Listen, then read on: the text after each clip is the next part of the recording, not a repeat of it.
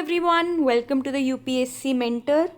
Welcome to the 2 minutes PYQ series, जहाँ पे हम डेली बेसिस पर आपके लिए वीडियो लेकर आ रहे हैं और हम आपको एलिमिनेशन टेक्निक्स बोल लीजिए या फिर ट्रिक्स बोल लीजिए या फिर एप्टीट्यूड डेवलप करने का एक तरीका बता रहे हैं। देखिए, आज जो है मैं एक इकोनॉमी बेस्ड क्वेश्चन लेकर आई हूँ, जहाँ पे मैं आपको एक की कंसेप्ट समझाती हूँ जो इकोनॉमी में इस तरीके के जब भी क्वेश्चन फ्रेम होते हैं तो आपको क्या करना है। देखिए, क्वेश्चन पढ़िए। ये 2020 के पेपर का ये सवाल जो है, the value of Indo Sri Lanka trade has consistently increase in the last decade. देखिए, जब भी पेपर में इकोनॉमी में आ जाए ना, consistently increase, consistently decrease, gradually increase, gradually decrease, ये टर्म्स जो होते हैं गलत होते हैं। क्योंकि ना कंसिस्टेंटली इंक्रीज और इन द लास्ट डिकेड मतलब हर साल जो है बढ़ते रहना चाहिए। अगर एक साल भी डाउनफॉल आ गया और बाकी सारे साल बढ़ रहा है तो ये ऑप्शन जो है ना ये गलत हो जाएगा।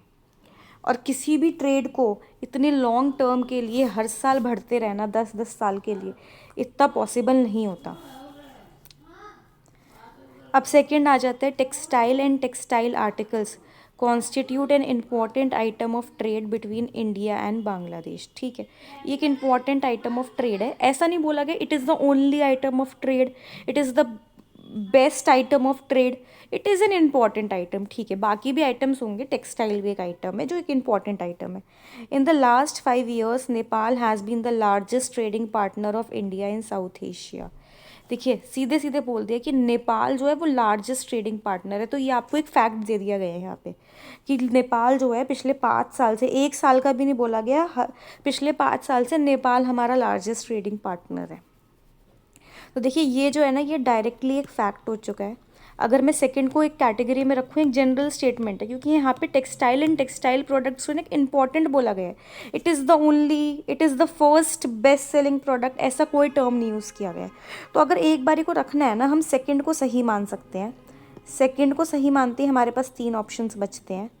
मैंने आपको बताया, आपको कंसिस्टेंटली वाला जहाँ पे भी कंसिस्टेंटली इंक्रीज, कंसिस्टेंटली डिक्रीज हो रहा, आपको उसे एलिमिनेट करना है। आप इसे एलिमिनेट करेंगे और आप ऑप्शन नंबर बी पे पहुंच जाएंगे, जो कि आपका सही आंसर था। और यहाँ पे हमें पता ही कि जो थर्ड ऑप्शन है ये गलत है। ये क्यों? क्योंकि एक तरीके से एक फैक्चुअल स्टेटमेंट है और ये जो है हमारे इधर ऑप्शन से भी प्रूव हो गया कि हाँ, थर्ड गलत है। अगर आपको डाउट हो रहा हो पेपर में तो आप खुद ही, आपके ऑप्शन में ही ऐसा नहीं दिया गया जहाँ पे 2 और 3 साथ में लाइक ऑप्शन ऐसा बना हो कहीं पे। तो देखिए, इस तरीके से जो है आप आंसर्स पे पहुंच सकते हैं अपना थोड़ा सा कॉमन सेंस लगाकर। और अगर आपको सीरीज़ पसंद आ रही हो तो प्लीज़ आप ऊपर दिए हुए लिंक पर क्लिक करिए, जहाँ पे हमने पूरी प्लेलिस्ट डाली हुई है।